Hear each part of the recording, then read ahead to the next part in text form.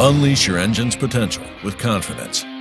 Introducing the new exclusive line of oil blends from Moose Off-Road. Moose Off-Road, on the gas since 1986. I wrote down.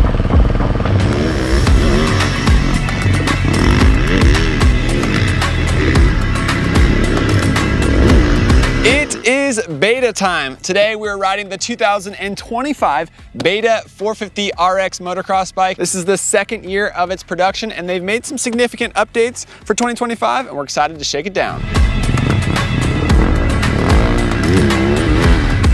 The Beta motorcycle brand has been around since 1905, but they've been specializing in off-road motorcycles, not so much closed course motocross bikes. The first motocross bike from Beta was not this 450, but it was actually a 300 two-stroke that came out in 2021, and the Beta brought out the 450 last year.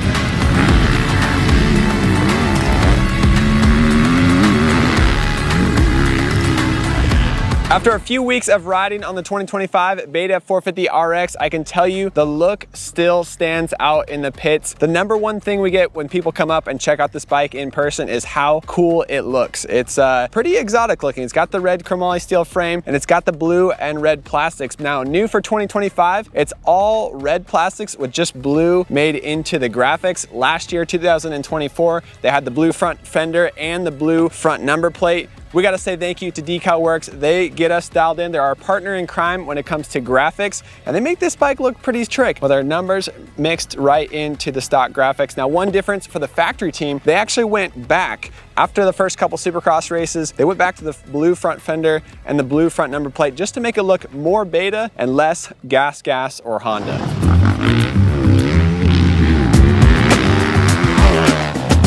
So as you can see, we have a few different parts on here now than when we first shot the beginning of this video. We got the FMF exhaust system on here, and we also have the Ride Engineering 20.5 offset triple clamps. Those offset triple clamps bring the front end in just a little bit. But we spent a lot of time testing this bike at Paula, Glen Helen, and even taking it out to the desert, riding some trails and some off-road tracks, taking the Beta back into its natural habitat. So what has it been like riding this Beta for the last few weeks? Well, we're thankful for the updates. Beta answered our requests, updating the mapping, updating the suspension, updating even the battery. This bike does flame out fairly easily, so it's nice to have a battery that starts it right up every time. They also made updates to the bar mounts. They're a little bit taller, 5 mil taller, but they're rubber isolated bar mounts to get a little more comfort in your hands. So we're thankful that Beta did address our complaints. The biggest complaint we had last year was with the suspension. It was stiff on top and then it would blow through the stroke once you got into the mid-range. Now for 2025, it's a lot softer on top and it is a little more progressive through these KYB forks when you're coming into corners. So we're thankful for the suspension upgrades. However, we weren't completely comfortable with the suspension. We still decided to add some oil to the fork. We started with 20 cc's in both forks. We kind of went for a huge jump. Then that was too much, so we backed it down. 10 cc's of added oil in both forks, and that was our sweet spot.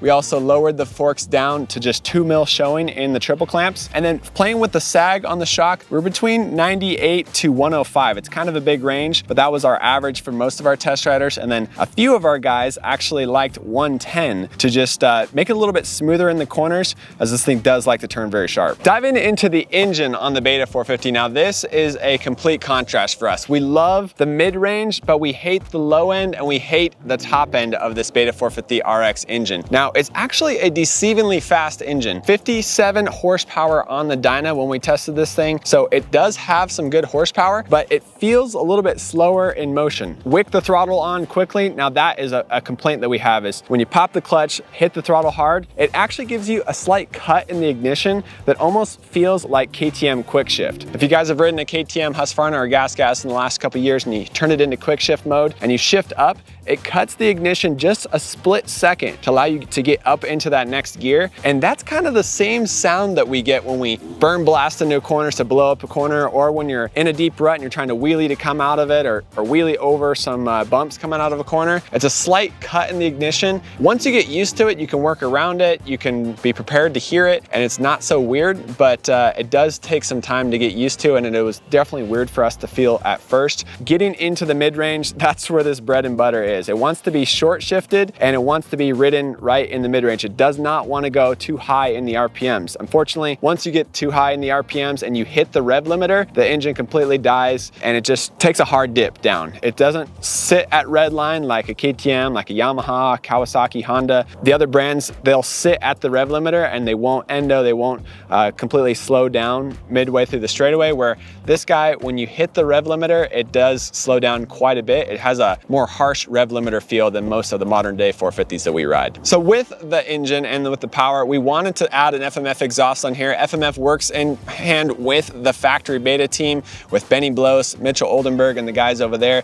And so we wanted to throw some FMF power on our beta. I was hoping that the FMF would kind of free up the engine and make it rev a little bit longer and just, yeah, maybe free up some of the engine braking as well. Unfortunately, it didn't free up the engine. It kept that same beta character, but it did make it faster in the mid-range. So where the beta is already good, it just makes it better. But where the beta does suffer a little bit, it didn't really fix any of our complaints. But the big thing about an FMF exhaust on here though is just how cool it looks. I mean, this is probably the best bike for buying an FMF because it's completely exposed. Maybe it's not great for durability. You're gonna get a little more roost, you're gonna get a little more scratches with it being completely exposed. But if you're gonna spend big money on an exhaust, I mean, this thing, it looks pretty trick on here on the Beta 450. So the styling of the Beta, it's very unique. It's uniquely Beta. The Italian's got something going on when it comes to the look of the bike. So FMF on here looks sick, helps the mid-range, but doesn't fix all the problems that we were hoping it would.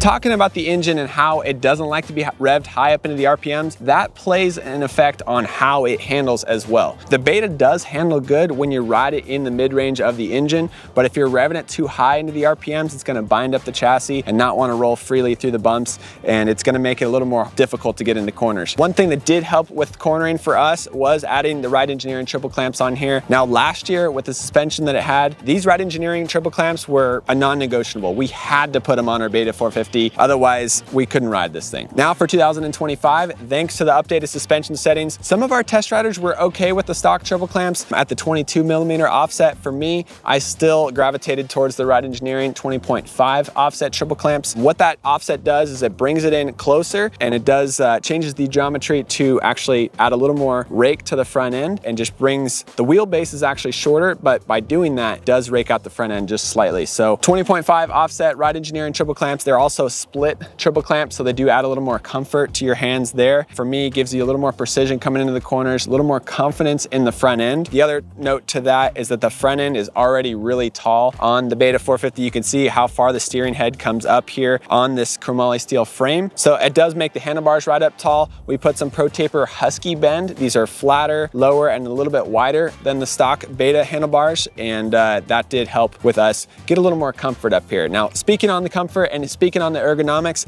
the seat, pretty thin, not super comfortable, but I am thankful that it is a gripper seat cover. And then also the front end here, it's got the translucent fuel tank, which is great for checking your fuel level, but not so great for aesthetics. It kind of looks like an off-road bike, and it also feels pretty wide up here on the front. I ride a lot of motorcycles. My hip flexors are used to riding motorcycles, but my hip flexors were actually a little bit sore with how wide it is up here on the front end. So it's a skinny motorcycle, but it does bow out a lot up front here, kind of like an older style Yamaha. So the big question is, did the 2025 Beta 450 RX motocrosser become better than the last year's model? Yes, the answer is yes. All of our test riders preferred this bike over last year's bike, and there are quite a few things that we think are cool about it. We do appreciate that it comes with a Brembo hydraulic clutch. We do think it's kind of cool that they have everything anodized black. The brakes, the clutch master cylinder, the swing arm, it's all kind of factory looking that they are adding these extra upgrades. They have some unique stuff on here, like the map switch made into the handlebar pad. It's not really our favorite aspect about this bike. They have a push button seat removal, super easy to take the seat on and off. Also toolless airbox cover, so you can get into the air filter, change the stock twin air filter easily without any tools. So those things are pretty nice. What we're looking for in 2026 though is an updated engine and maybe just even updated mapping. We're gonna continue to work on this bike, continue to test it. I think the main thing that it needs is some smoother revving engine that will hopefully help the chassis. Right now we've struggled with the engine and the chassis, but I think with a smoother engine, this chassis will do really well. Like I said, we did do some trouble trail riding. We did ride in the desert on it. When I hit the trails with this thing, it was so much fun. I had 0 complaints. But then when I tried to ride it faster out here at Glen Helen and I pushed the limits on it, that's when some of the flaws showed up for me. So we're gonna continue testing this thing. Stay tuned for a full article in Motocross Action Magazine. Thank you guys for watching this video. Be sure to subscribe to our YouTube channel to stay updated for more. We'll see you in the next one.